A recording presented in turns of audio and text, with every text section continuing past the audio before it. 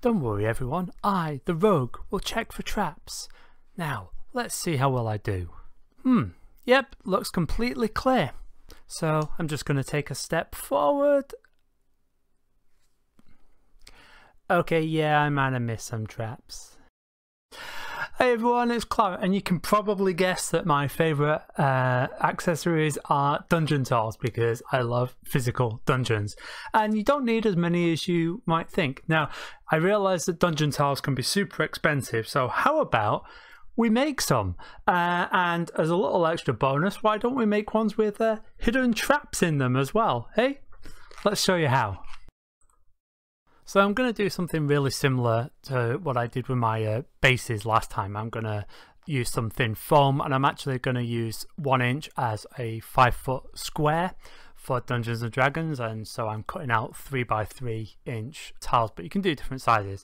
Then some of them I'm patterning using a roller, which I have from Green Stuff World, but you can also roll up a ball of tinfoil and use that to give really good texture, and then just seal it with some Mod Podge.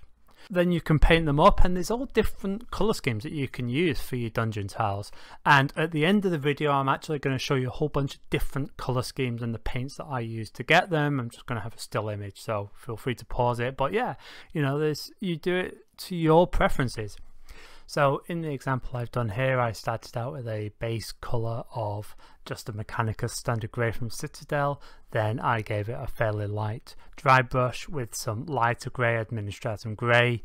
Then I used a black wash, and then I gave it a final light dry brush with some Longbeard Grey. And I used the same technique for all the others, just with different paint colours. Now what is nice is if you've got dungeon tiles, it's nice to use a wash and use different colour washes on some of the stones just to give it a bit of tonal variation. So one thing that you don't want to do with these tiles is use an aerosol on them, unless you're trying to make maybe an acid trap or something like that. So maybe there's a black pudding or an ooze that's dripping their toxic body onto these tiles and melting them. So yeah, I spray them with some aerosol paint, and then I fill it with some epoxy or some Owlite. Maybe just do a quick test to make sure it doesn't melt your tiles. And then I swirl in some different coloured paint, so maybe some greens, maybe some purples, depends on what visual effect you want. And there, with that, you have your tiles. I've given you examples of different colour schemes here. You can make the ones you want. I made some of these tiles, the ones at the top and the ones at the bottom I bought from D&B Games, but just make the ones you want and the colour scheme that you like. It's your dungeon. You don't need loads, you can reuse these tiles. You only need a handful of them, although if you're making them it's quite cheap.